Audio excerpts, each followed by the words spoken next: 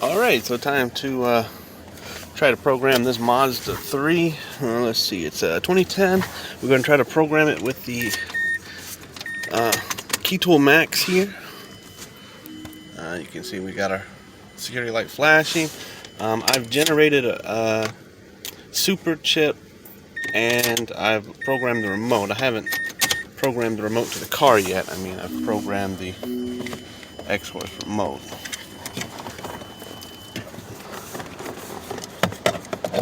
Okay, so we're going to plug in our OBD tool.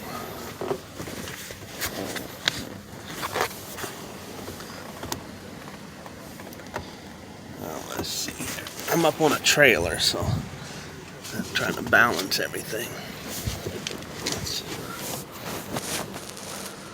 Let's take a seat.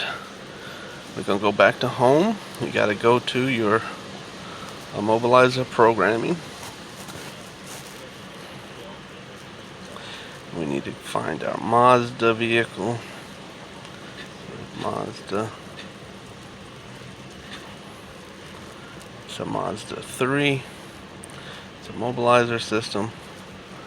2010. We're going to start. If you're not automatically connected, you're going to have to connect to your thing here. We're going to start again. And I want to hit add key. I don't want to clear and erase because I don't want to add two keys. I just want to do one.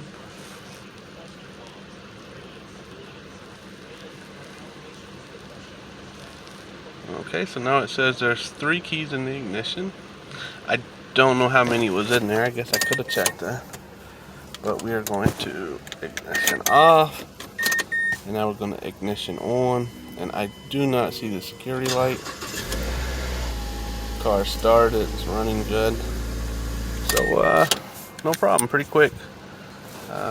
Pretty quick job there for the older Mazda.